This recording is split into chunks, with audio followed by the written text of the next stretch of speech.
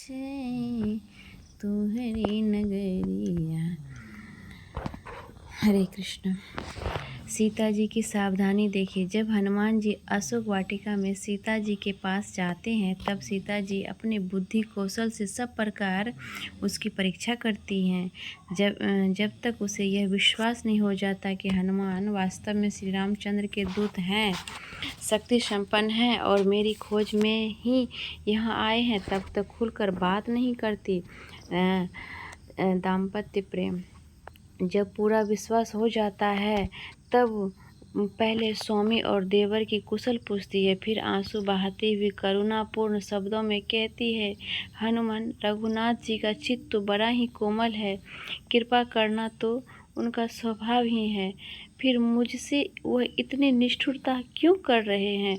वह तो स्वभाव से ही सेवक को सुख देने वाले हैं। फिर मुझे उन्होंने क्यों बिसार दिया है?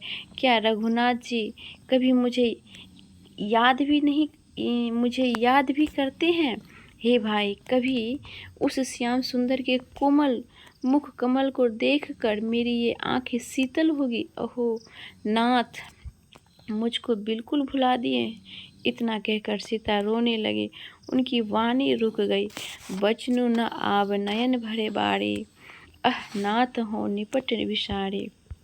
इसके बाद हनुमान जी ने श्री रामचंद्र जी का प्रेम संदेश सुनाते हुए यह कहा कि माता, श्री राम का प्रेम तुमसे दुगुना है। उन्होंने कहलवाया है, तत्व प्रेम कर मम अरु तोरा, जानत प्रिय एको मनु मोरा, सो मनु सदा रहत तोहि पाहि, जानो प्रीति रसु एत नहीं माही।